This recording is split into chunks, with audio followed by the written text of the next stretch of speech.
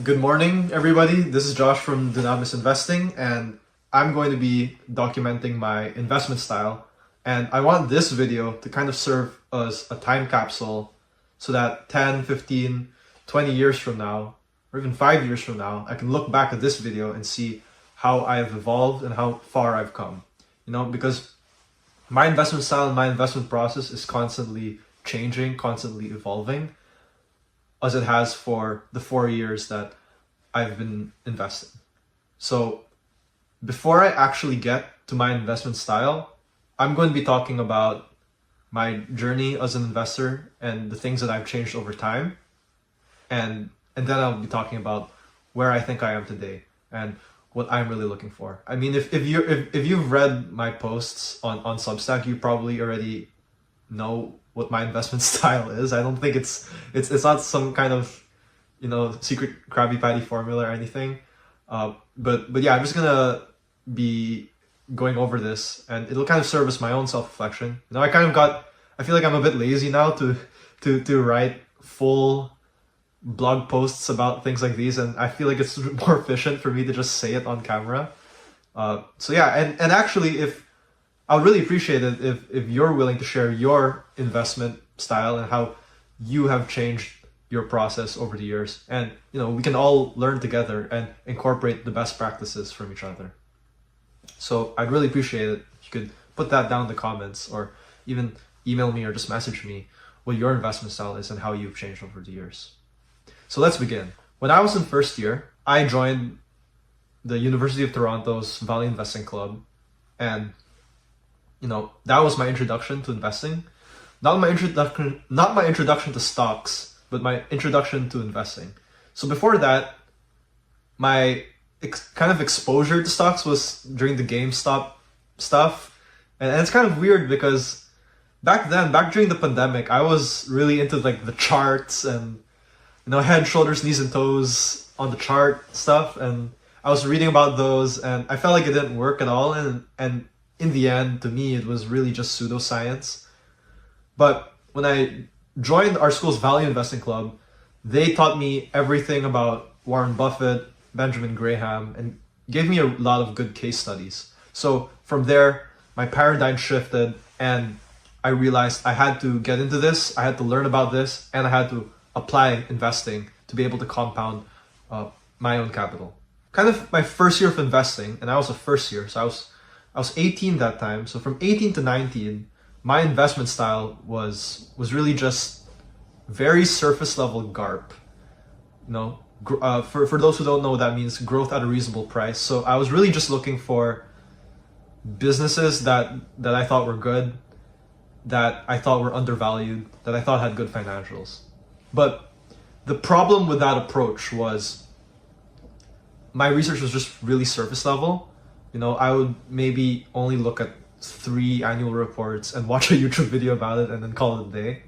And then I was very numbers focused. I think a lot of investors, when they start, they're like too numbers focused. So they're only looking at the PE, they're only looking at debt to equity ratio. And these are like cool, important numbers and all, but then they don't really have a narrative or a thesis, more so, a status report.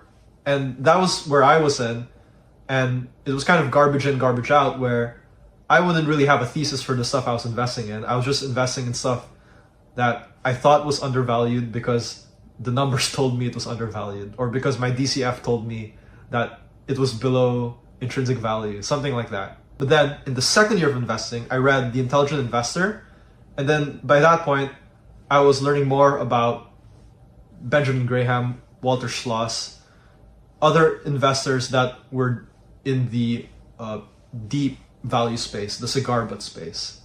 The cigar butt, the idea was, it's like you're finding a cigar on the floor and then trying to get one last puff out of it. So how the analogy works is I would look for these companies that nobody cared about, that was these really small, boring companies that were trading really cheap. So for example, a real estate developer whose properties were worth double the entire market cap, something like that.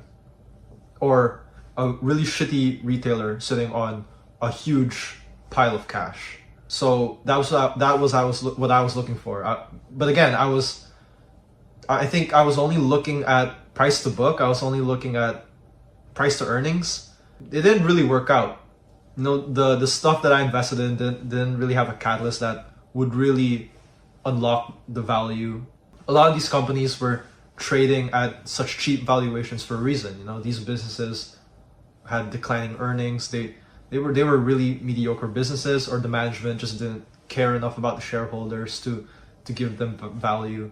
So, I think if I studied that harder and if I really drilled down in that space, I could have become better and better and better at it. But I just didn't find it that much fun. I don't know about you guys. I know there's a lot of you guys there who are really in that deep value Graham style investing, and all power to you. But for me, I just didn't have that much fun, because I was more interested in studying businesses. I was more interested in studying great entrepreneurs. I moved back to GARP kind of in my third year of investing. So first year GARP, second year deep value, and then third year back to GARP. But this time when I moved back to GARP, I came with a lot better understanding of what makes a good business. So by that point, I had read several books. For example, Charlie Munger's Almanac was really good. Phil Fisher was really fundamental to my investment style. I had come across Mohnish Pabrai, who would, he was really good at explaining what Warren Buffett said. So I had already read the Warren Buffett shareholder letters, and I had read as many interviews I could find of him and as many annual meeting videos I could find. But Pabrai really broke it down, and he was a friend of Buffett. So and Munger as well. So I was able to learn about both of them really well. And then I had learned about several business case studies, Costco, Coca-Cola, Seas. I was starting to develop my mental models and understandings of what made a good business. And I tried to apply that into my investing. So in my third year, I had tried that, and I think I was a lot better. I was, studying the businesses on a deeper level. I was reading all the annual reports. I was really studying the competitive advantage or the moat of the businesses I was buying. And I was doing an internship at that time at this fund that had a really, really great track record, and I was learning a lot. And it was also at that point where I learned how to do scuttlebutting.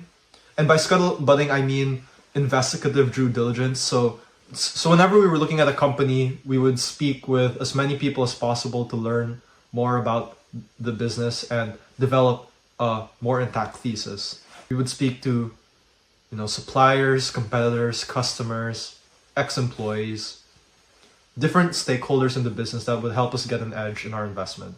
And that was really fundamental to my process. And then from then on, my investment process completely changed. Whereas before I was, just in the building reading annual reports, and then now I was speaking to different people. I was networking. I was getting, really interesting pieces of information that most people that I was competing against did not have. And so I think that gave me an edge, especially in micro cap and small cap companies where, there's just not that much people looking at them to begin with. And then by that point, I had really, so I had drilled down on my mental models. There were certain industries and certain business models I understood very well, or was beginning to understand very well. But the big thing about 2024 was I had made one really good investment and one really bad investment. The really good one was Aritzia. The really bad one was Eventbrite. And you can read my posts about those two companies, and I have talked a lot about how traumatizing Eventbrite was for me, because it was kind of a wake-up call to not make hasty generalizations about any assumptions I was making about the business, and then to also not base a moat on, just flimsy evidence, having really good evidence for the moat I was claiming. And then this also made me realize that I need to have better mental models and ways to benchmark and compare these businesses against, businesses that have already worked, and the moats that they had. And this kind of ties into where my investment style is today. But kind of, if you want to read my post about Eventbrite and Aritzia, I've discussed that before, and I think there's nothing else to add to what I've already said there, so you can go read that. But really, that the Eventbrite thing traumatized me, while the Aritzia thing kind of gave me a lot of hope as well that it is possible for a thesis to be correct. It was kind of one of my first like correct thesis, and one of the first correct thesis where I did a lot of scuttlebutting and I kind of knew the business very well. So these things really changed my investment style. This leads to where I am today, 2025. This is my 4th year of investing, and it's been a bit over a year since I've started Dunamis Investing. And if I could summarize my current investment style, I would put it like this. I call it benchmark investing. And by that I mean, and I don't think this is unique by any means, by the way, it is essentially studying really good business models, particularly case studies that have worked really well in developed countries like the United States, and then finding similar patterns in emerging markets that are overlooked and undervalued. I believe that history doesn't rhyme. I mean, no, wait, that goes, I mean, I believe that history doesn't repeat itself, but it does rhyme. And applying this to benchmark investing, I'm really looking for the Amazon of the emerging markets, the Costco of the emerging markets, the Coca-Cola of the emerging markets. And, you know, to give you an example, the Japanese software space, where I had spent a lot of time looking at, a really good enterprise software business in the States could be trading at 10 times revenue, like Workday IPO'd at like 13 times revenue, I think. So they have that valuation, whereas in Japan, you can have a similar business trading at 3-4 times revenue. And the only reason why it's trading at 3-4 times revenue instead of 10 times revenue is because it's in Japan and it's not in America, you know? And this is kind of generalizing it. Obviously, there are many differences between the businesses and the countries you were looking at. But I do think it's important to note that I wholeheartedly believe that there are just certain markets that people are not looking at as much as other markets. And because no one is looking at, you know, Japan, Philippines, Indonesia, because no one is looking at them compared to everyone's looking at America, everyone's looking at UK, everyone's looking at Canada. I think there's just a lot more opportunities you can find. And, you know, something about great businesses is that usually the market recognizes that the business is great. And so that business will be trading at, you know, reasonable to overvalued multiples. And a lot of the time, it is worth paying that multiple for that business. You know, like something like Amazon would be trading at 100 times earnings for like the longest time, or Constellation Software was trading, you know, 60, 70, 80 times earnings. But because they're just such good businesses, it makes sense why they're trading at that multiple. I spoke with one of my subscriber, and then he told me he's really waiting for businesses to slip on banana peels. You know, maybe they had a bad quarter. Maybe they had some legal issue. You know, a short-term situation that makes short-term investors sell off and creates opportunities for long-term investors to come in. But that's, I think that's a really good way to approach GARP investing. But I find that you don't need to do that as much when you're looking at an emerging market, just because the emerging market the business is already trading so cheaply in that market relative to the States. And so that's why I feel like emerging markets is really a great place to hunt. It's just obscure, less volume, less eyes, you know, and a lot of these businesses are really, really good. Like as good, if not better, than some of their American counterparts. Usually not as good, but I'm just saying it's possible, you know? It's just an interesting place to hunt. And there's so stuff out there that's really overlooked by the market. And so that's where I have been. And I believe that I have certain expertise, particularly in Southeast Asia, but I think Asia in general, maybe ex-China though. No, I'm from there. I've studied I've studied these places more. I have friends in these places. So I feel like I know. I humbly say that I feel like I would have an edge in these spaces, whereas like America, where I'm really competing against the smartest of the smartest. I'm trying to find a game where I can win, where I have an edge. And to me, that's in a small market, an emerging market, a small company. And so that's my investment style, benchmark investing. And then to add to that, I try to do as much scuttlebutting as possible to really get that edge. I don't think every idea needs that much scuttlebutting. Like I don't think knowing if the warehouse's paint job is wearing off is that important. But I do think it's very, very useful where it's important to your thesis or could help your thesis. So I think everything is thesis based. So I try to do scuttlebutting when needed, especially for businesses where they don't really, like, what they have in their annual reports is just not enough to develop an investment thesis. So that's where I feel like I need to talk to people. I need to get more intimate knowledge about this business before I put my money in. And I also think it's very helpful for learning about management, learning about culture, about the talent that's in that business. These are, very qualitative, intangible things that you'll just never ever find in an annual report. So I do those things.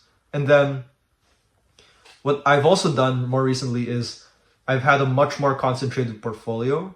So before I would maybe have like 20 to 30 stocks, but now I only have, like, right now in my portfolio, I literally only have 3 stocks. And I only see my portfolio ever getting to 10 stocks max. So I'm a big believer in having a concentrated portfolio. And I think that's kind of required to produce outsized returns. And what's great about benchmark investing, I guess, is you kind of, again, it's never going to follow exactly how this business did it or how that business did it. But as someone once told me, it's kind of like playing Jeopardy, but knowing all the answers. So, you've seen it play out. If you're like a general, you're going to study the wars, every wars of like Julius Caesar, of Napoleon, of Genghis Khan. You're going to study the greats, right? So similarly, I'm studying the greats, and I'm trying to see, does this business have the opportunity to be like the greats, So I think that applies to a lot of, not even just investing, but in general. I think, as Buffett said, you want to find heroes to emulate. So I take that on a personal growth level, but also in investing, I've seen these really good businesses, so I'm finding businesses that I think can emulate these other great businesses that are already mature and have already proven that their business model works, they have high returns on capital, and they can continue growing for a long period of time. So that's really my investment style. That's my investment style. And that might change, who knows? And I've only been doing this for a year. I don't know if it's actually gonna prove itself, so we're gonna have to wait a few years to see what actually happens. But I'm very confident so far. As humbly as I could say, I'm very confident that this is the right way to go for me. And yeah, I'm just gonna see where it goes. Okay, so before I go, I think I just need to talk about why do I invest? And I say this, it's a weird question because obviously I think 99.9% of people that invest because they want to be rich. And definitely in the first few years of my investing, that was my goal, to be rich. But, this is what I realized. And I know a lot of you guys have just read the Warren Buffett press release recently, so I think this is relevant to everyone really, or I hope it's relevant. But this is what I've learned. One, I think investing is really fun. And I know a lot of you guys know that it's fun as well. So to me, at least, I'm not investing just because I want money. I think I want money, and I do think investing is a way to get rich. It's one of the best ways to get rich. But money is not my end goal anymore. Really, I invest because I find it fun, I love the game, and I see money as the points of that game. And I see my returns as the measurement of how good I am at that game. That's why I invest. And then, secondly, more big picture, I truly, truly believe that material things is no longer it should not be used as a measure of success. Like I really don't believe anymore that my value comes from money or whether or not I have a house. Like I just don't believe that anymore. And I'm not saying that this is